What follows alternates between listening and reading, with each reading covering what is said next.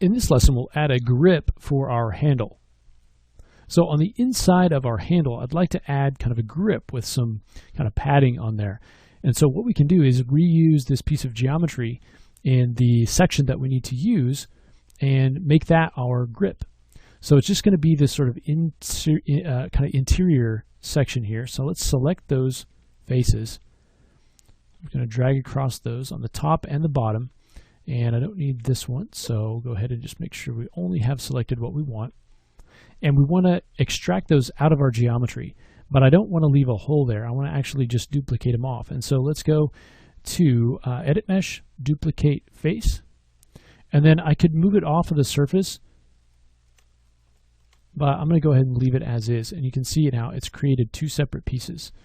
So I have this piece and then the other piece. And if we go into our outliner, you can see both of them here. So we can select those, delete our history, drop them out of that node, and go ahead and smooth this original piece. And then here is our piece that we extracted off. And you can see that it's that low res right now. So I want to create something that has a lot more resolution in it so that we can get our kind of striations in it. So let's actually smooth it. Instead of just hitting 3 on our keyboard, we'll actually add polygons to smooth it. So let's go up to Mesh, we'll go to Smooth, and let me just reset settings in case something's changed. And we can go ahead and smooth that out. Let's go into the Smooth node here, and let's start our divisions up to 2, I think will be good.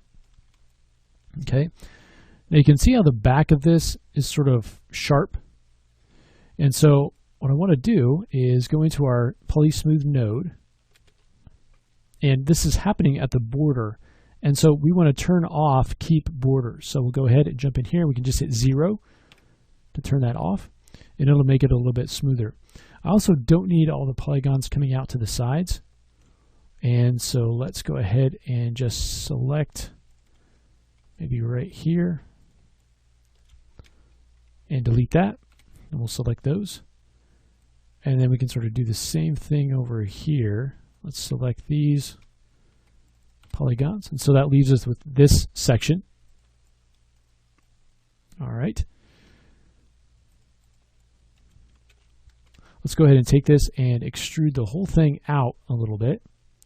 So add a little bit of thickness to it. I can set this down a little bit lower. Okay, now I want to go in and select individual rows here of polygons. So let's go ahead and just select those either with our rectangle marquee, or we can select them individually. Just deselect the ones that we don't need. If we go into our wireframe, maybe a little bit easier to do that. And we're just selecting every other, basically every other row. So we got something like that. Okay. So let's go ahead and extrude. We'll pull these out a little bit. So it comes out like that. Now we'll select the alternating rows that we didn't select the first time. So come in here and select those.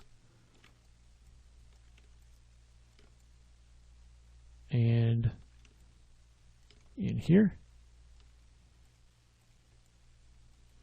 And now let's extrude those out. About the same height. Then we can come across and select the edge here.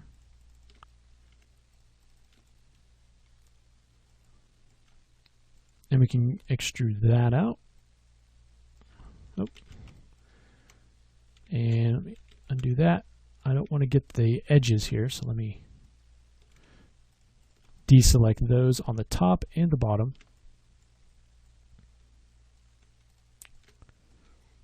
Okay, and then we'll go ahead and do an extrude. Add a little bit of thickness there.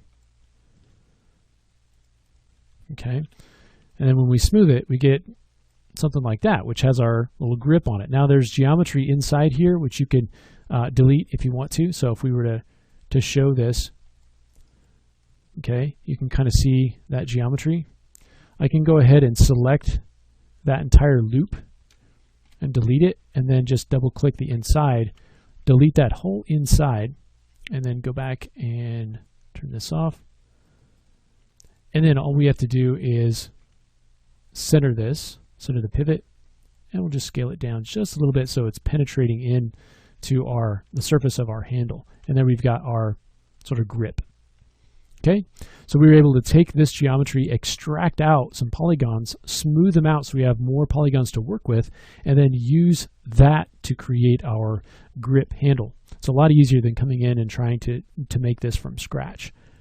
So now that we have our handle grip, let's go ahead, we'll add a little bit more to the handle, and then we'll work on the emblem using some NURBS geometry, and we'll do all of that in the next lesson.